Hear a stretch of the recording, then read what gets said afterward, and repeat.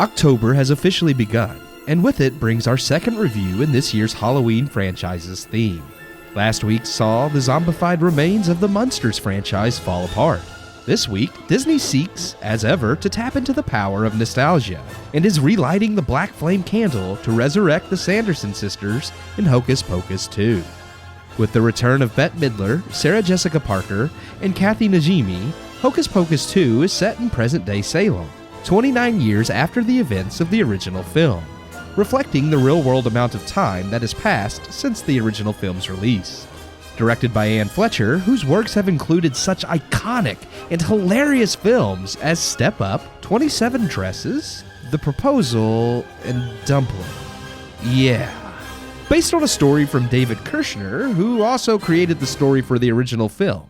Hocus Pocus 2 follows a new group of protagonists, 3 teenage friends, Becca, Izzy, and Cassie, played by Whitney Peak, Belissa Escobedo, and Lilia Buckingham respectively.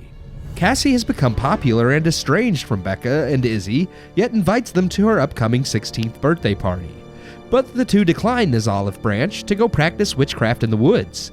Through plot and the lighting again of the black flame candle, the Sanderson sisters are revived. And this time they'll sing to us not once but twice. But our teenage protagonists are the perfect foil to the witchly trio, and trite, lackluster chaos ensues as the Sanderson sisters learn a lesson about sisterhood.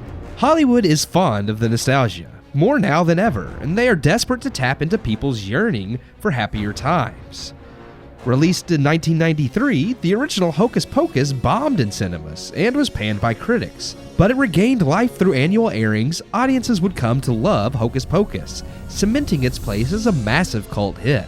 In my opinion, the humor and tone of Hocus Pocus was simply ahead of its time.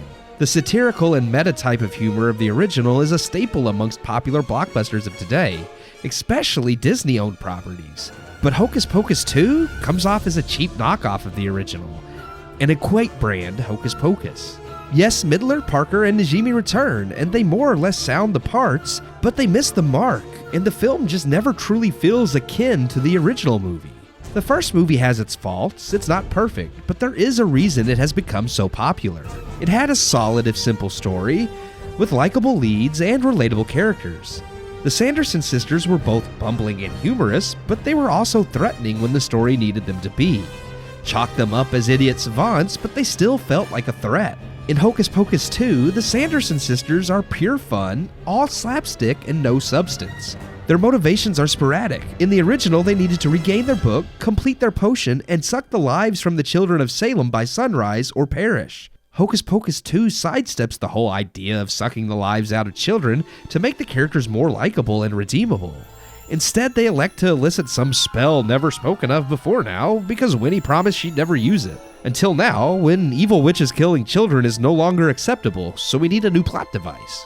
The rest of the movie plays out by rehashing old jokes in new ways, or else trying to force down the new message of how the patriarch created the Sanderson sisters and sisterhood will redeem them. Only it doesn't, and they're still evil. So why are we supposed to care about them again? Which is how I felt about the whole movie. Why should the audience care? And the answer is Fletcher and the producers know a good majority of the audiences won't care. The characters are popular and fun to root for. They were in the original, but the protagonists were also people you cared for. And while it was fun to watch the Sanderson sisters and their hijinks, you ultimately wanted them to lose. Those behind Hocus Pocus 2 only see the power of nostalgia and have made a film that reflects that. It brings back the original actresses, throws in jokes from the original, and adds a BS message that fits today's climate, and bingo, you have a moderately successful film. It won't stand the test of time, and I don't see Hocus Pocus 2 becoming the mass hit the first one became after the fact. But then again, Disney is no longer looking for staying power, just something to pad their streaming numbers. I give Hocus Pocus 2 1.5 out of 4 stars.